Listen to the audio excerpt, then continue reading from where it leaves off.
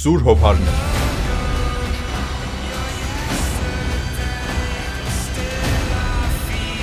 Տասփաստ սուր հոբարներ սերիալի մասին, որ քչերը գիտեն։ Առաջին, Թոմին ծխել է ավելի քան 6000 գլանակ։ Քիլիան Մըրֆին ստիպված էր անընդհատ նկարահանումների ժամանակ ծխել։ Բարեբախտաբար դրանք իրական ծխախոտներ չէին։ Հաճախ օգտագործում էին վարդի թերթիկներով կամ խոտաբույսերով լցված գլանակներ, որոնք լիովին անվնաս էին առողջության համար։ Երկրորդ, Թոմ Շելբին էկրանին երբեք չի ուտում։ Առաջին մի քանի եթերաշրջաններին նա ընդհանրապես էկրանին ոչինչ չէր կերել եւ միայն ծխել ու վիսկի էր խմել։ Երբ դերասանն ու ռեժիսորը նկատեցին, դարձրեցին այն կերպարի ֆիշկա, որպեսզի նա ընդհանրապես էկրանին երբեք ոչինչ չուտի։ Երրորդ, Ջեյսոն Սթեթհեմը կարող էր լինել Թոմի Շելբին։ Սկզբում Սթիվեն Նայթը որպես գլխավոր դերակատար դիտարկել էր Ջեյսոն Սթեթհեմին նրա ֆիզիկական տվյալների համար, սակայն Կիլիան Մըրֆին նրան կարճ հաղորդագրություն է ուղարկում. Հիշիր, որ ես դերասան եմ։ Այս մեկ նախադասությունը փոխեց ամեն ինչ։ Խնդրում եմ հետևեք ալիքին։ Չորրորդ, Կիլիան Մըրֆին բուսակեր էր։ Դերասանն ավելի քան 15 տարի եղել է բուսակեր, սակայն մարզիչները նրան համոզել են, որպեսզի նորից միս ուտի։ Դա արվում էր, որպեսզի նա հավաքի մկանային զանգված եւ հյուծված գանգստերի տպավորություն չթողնի։ 5-րդ, դերասանները ատում էին իրենց հայտնի սանրվածքները։ Այն սանրվածքները, որ սերիալից հետո դարձան համաշխարհային տրենդ, դերասանները տանել չէին կարողանում։ Իրականում նման սանրվածքները անում էին առաջին համաշխարհային պատերազմի ժամանակ, որպեսզի խուսափեն ոչիլներից։ Մըրֆին միշտ նկարահանումներից հետո գլխարկ էր կրում, որպեսզի իրեն չճանաչեն եւ չտեսնեն այդպես։ 6-րդ, Արթուրը կորցնում էր ձայնը։ Փոլ Անդերսոնը արհեստականորեն կոպտացնում էր իր ձայնը, որպեսզի ստանա խռպոտ եւ բիրտ ակցենտ։ Նա այնքան էր այդպես խոսել, որ նկարահանումների ժամանակ արդեն բարդ էր խոսում եւ գրեթե կորցնում էր իր ձայնը։